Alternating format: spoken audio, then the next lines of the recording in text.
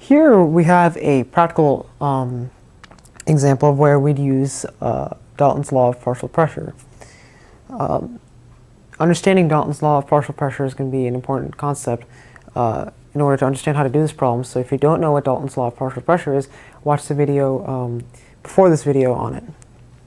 Okay, so what's going on here? We're reacting magnesium and hydrochloric acid to form water, hydrogen and magnesium chloride. Okay, so what that's going to do, this is happening in solution, by the way. So you have the hydrochloric acid here in this area because it's in solution, and it reacts with the magnesium. It's going to form hydrogen gas, which is going to bubble up to the top of the our container, plus magnesium chloride, and this is in aqueous solution, so it's going to be left in the solution. So we're going to get this hydrogen gas here, but in addition to that, there's also going to be some gas particles from the water. Now, solutions, if you didn't know this, have a vapor pressure, which means that even though you just see water, whenever you look at a glass of water, there's also a thin layer of gas particles which are above that water, right? So because of that, the gas at above the water line is not just hydrogen, there's also some water vapor particles, okay? And we have to account for that in the calculations using Dalton's law of partial pressure. So let's look at this question. At 25 degrees Celsius, magnesium and hydrochloric acid react to form hydrogen gas and magnesium chloride over water with a pressure of 1.05 atmosphere. So the total pressure of all the gases in this container, the total pressure of the hydrogen gas as well as the water vapor is 1.05 atmospheres. The vapor pressure of water at 25 degrees Celsius is 0.03 atmospheres. So any problem which is gas collected over water, they will give you the vapor pressure of water at whatever temperature you're talking about, right? So it's 0.03 atmospheres. How much magnesium reacted initially? So the way we're going to attempt this is we're going to first, I'm going to give you my, my thought process here. We're going to first calculate the partial pressure of the hydrogen gas. Okay. Then we're going to use PV equals nRT to find the moles of hydrogen gas. And then we're going to use stoichiometry to find out the amount of magnesium reacted. Again, I'm going to explain that. We're going to use Dalton's law of partial pressure to find just the partial pressure of the hydrogen gas at the top of this container. Then we're going to use PV equals nRT to find the moles of hydrogen gas which are created by this reaction. And then we're going to use stoichiometry to find the amount of magnesium that reacted initially. Okay, so step one. We know that the total pressure of the gas in the container is 1.05 atmospheres.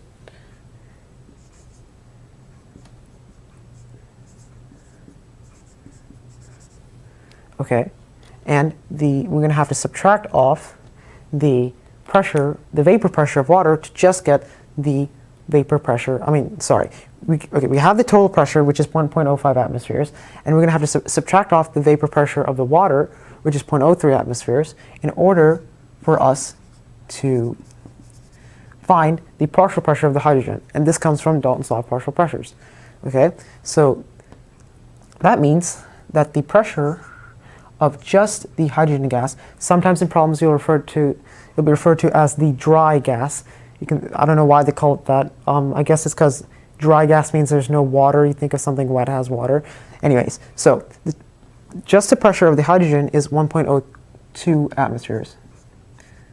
Okay, so we have just the pressure of the hydrogen. Now we can use PV equals nRT to find the amount of hydrogen we have here.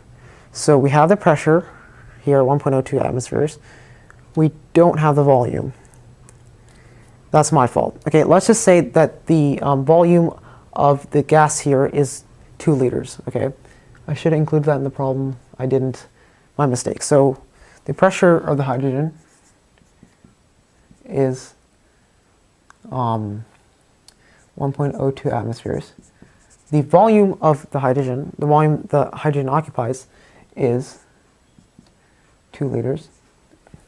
Okay, we're looking for number of moles of gas.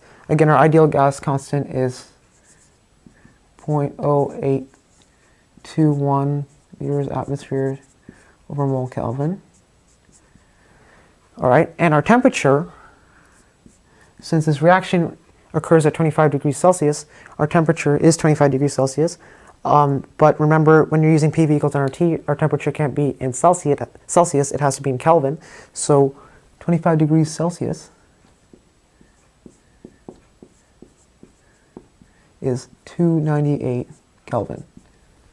Okay, so we're here. Now we can go ahead and plug into PV equals nRT to find the moles of hydrogen.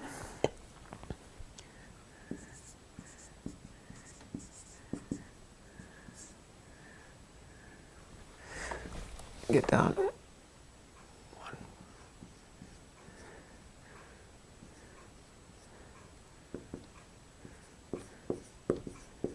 0.0821 times 298 Kelvin.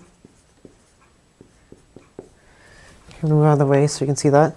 Just substitute everything in here. 1.02 times 2 liters equals N times our ideal gas constant, 0.0821 times 298 K. I left out the units, but just let's not worry about that. All that is important is that we get the number of moles. So the number of moles of hydrogen gas is 0.083.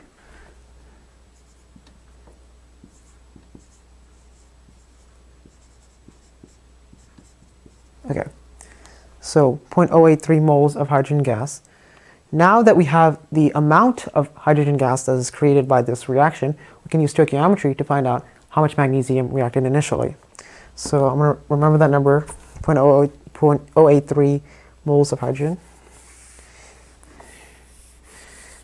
Okay.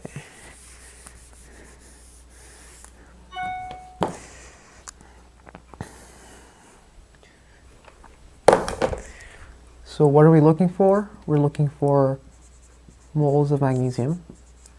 And we know that 0.083 moles of hydrogen is created by this reaction. So now we can simply use very basic stoichiometry to find out the moles of magnesium that reacted.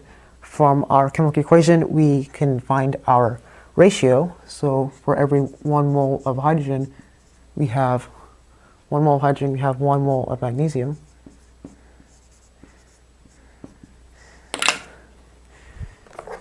And then that means, I don't know why I got the calculator, that means 0.083 moles of magnesium reacted initially. Okay, I know this is challenging, but if you just think and you really understand what is going on, instead of just memorizing these steps and like just doing this like a monkey and just like repeating and practicing over and over again, if you really use your mind and you think about what's going on, you will be able to solve these questions quite easily. Gas collected over water is as simple as that.